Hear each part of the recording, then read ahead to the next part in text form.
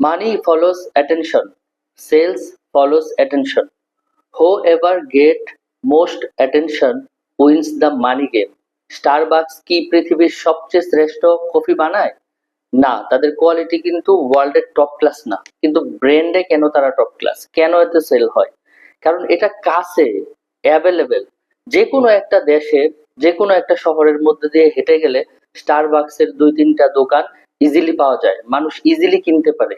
প্রচুর অ্যাডভার্টাইজ হয়, ব্র্যান্ডের একটা আইডেন্টিটি আছে।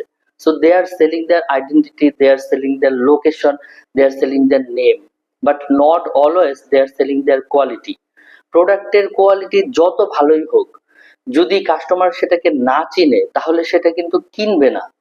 আর যদি কাস্টমারই না থাকে বা কাস্টমার কম জানে, তাহলে সে ভালো প্রোডাক্টের কিন্তু মূল্য নাই। এই জন্য যে কোনো একটা কোম্পানি যত ভালো কোয়ালিটির প্রোডাক্টই তৈরি করুক, সেই কোম্পানির সম পরিমাণে সেলস এন্ড মার্কেটিং টিমটা স্ট্রং হইতে হবে, এবং সেলস, মার্কেটিং, প্রমোশন, অ্যাডভার্টাইজমেন্টের উপরে সেই কোম্পানির টাকা পয়সা ইনভেস্ট করতে হবে পরিচিতির জন্য।